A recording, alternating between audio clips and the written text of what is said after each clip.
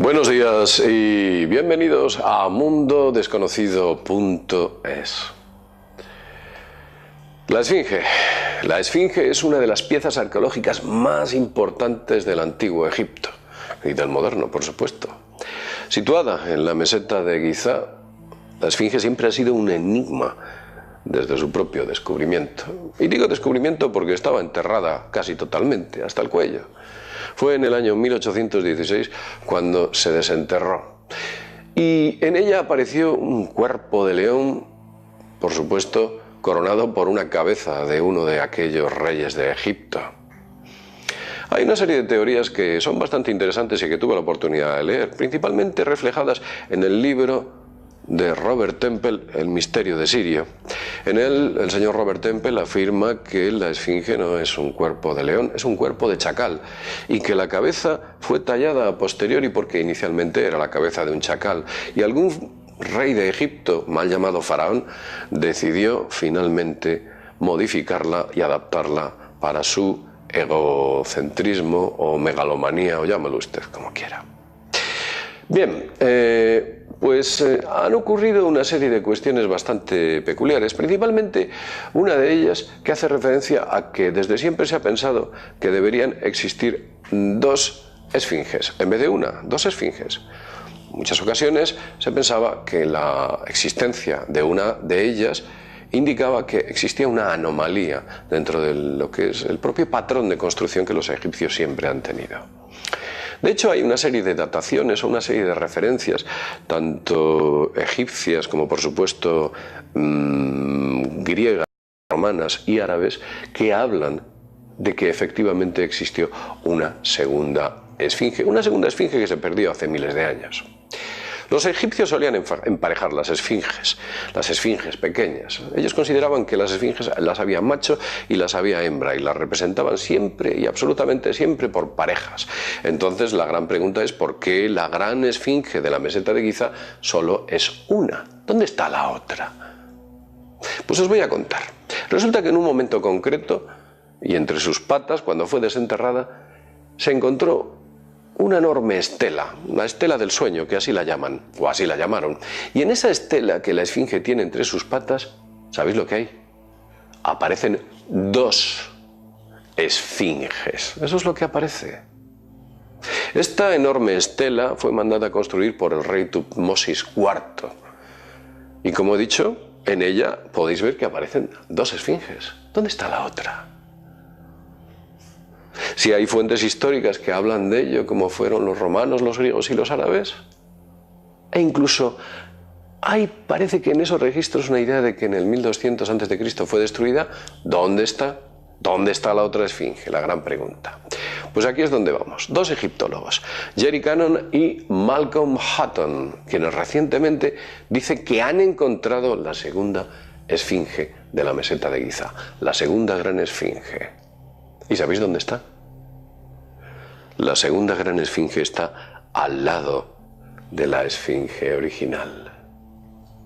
Concretamente ahí, donde os estoy indicando. El pasado verano, cuando Mundo Desconocido estuvo con un grupo de viajeros que nos quisieron acompañar en la meseta de Giza, visitamos la esfinge, entre otras cuestiones. Y recuerdo perfectamente aquel montículo. Pensé que estaba en un lugar estupendo para poder subir y poder ver la parte superior de la cabeza de la esfinge. Pero recuerdo que se me pasó por la cabeza la idea de acercarme y sin embargo lo rechacé, ya que la altura no era lo suficientemente elevada como para poder ver la parte superior de la cabeza de la esfinge.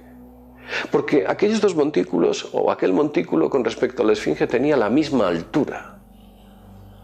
En aquel montículo incluso se podían ver una serie de beduinos que estaban con caballos, como podéis ver aquí. También me pareció extraño que al lado de la esfinge hubiese un promontorio de estas características. Los constructores no se les ocurrió la idea de eliminar ese promontorio o ese montículo para mejorar la visión de la propia esfinge. ¿Modificaron todo el valle y dejaron aquel promontorio? No tenía mucho sentido. Claro, ahora parece evidente de que no lo eliminaron porque sencillamente allí hay otra esfinge enterrada por las arenas del desierto. Y los miles de años que han arrastrado esas arenas han cubierto esa segunda esfinge. Según estos egiptólogos, Gary Cannon y Malcolm Hutton, esta segunda esfinge estaba decorada con una corona de metal, y en una de las múltiples tormentas eléctricas que en la meseta de Gizá se desarrollaron a lo largo de los miles de años, un rayo impactó contra esa corona, destruyendo el monumento. Y por supuesto, los años y los años hicieron que esas arenas se fuesen agolpando constantemente hasta que el monumento quedó totalmente cubierto. Recordemos que el monumento inicial lo estaba, ¿no? Ha sido desenterrado. El monumento que actualmente conocemos, la esfinge que todos conocéis,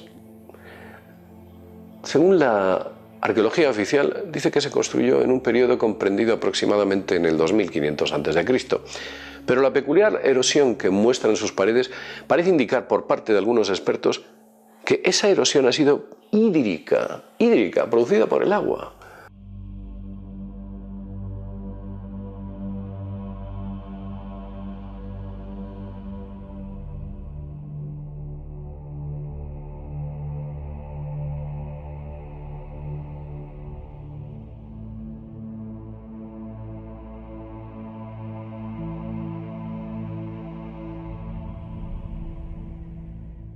Por consiguiente, investigadores como por ejemplo el propio Gary Cannon y Malcolm Hutton afirman que su construcción debe situarse en el año 10.000 a.C.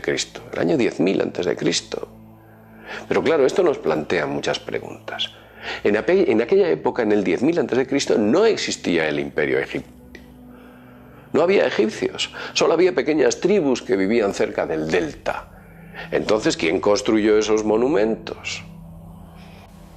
Gary Cannon y Malcolm Hutton, así como otros como Graham Hancock o Robert Scott, apoyan la erosión hídrica, como he dicho antes, de la esfinge. Pero evidentemente llevarnos al año 10.000 a.C.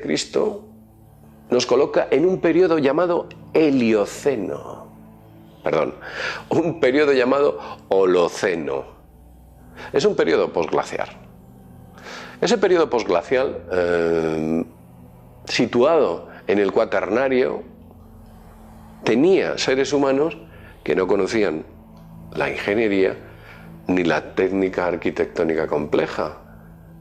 No podían tallar la piedra, según la ciencia oficial, porque aquellos humanos no tenían esos conocimientos. Su capacidad era muy limitada. A lo sumo lo que podían hacer era cromlechs, dólmenes, menires. Eso es lo que hacían.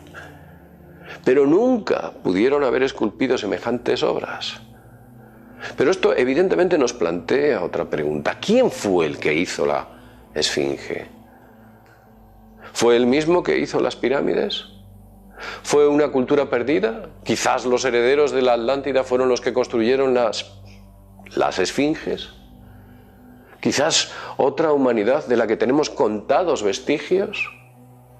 Y si es así, ¿qué fue de ellos? ¿Dónde se fueron?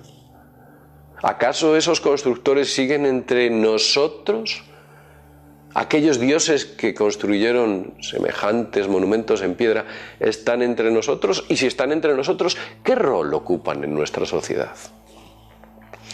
Son cientos las preguntas que podemos hacernos y cada una de ellas entregaría nuevas incógnitas. Es por ello que la ciencia oficial no quiere ni de lejos modificar sus cánones para adaptarlos a estas nuevas hipótesis. Y por supuesto ese túmulo o esa elevación nunca será excavada porque plantearía numerosas preguntas incómodas de explicar, como todas esas que acabo de contar. El pasado es un velo de oscuridad. Un velo de oscuridad que la ortodoxia oficial trata desesperadamente de aclarar y que en no pocas ocasiones lo único que hace es oscurecer. Lo vamos a dejar aquí. Sin más, desde mundodesconocido.es, nos vemos en el próximo videoprograma. Hasta pronto.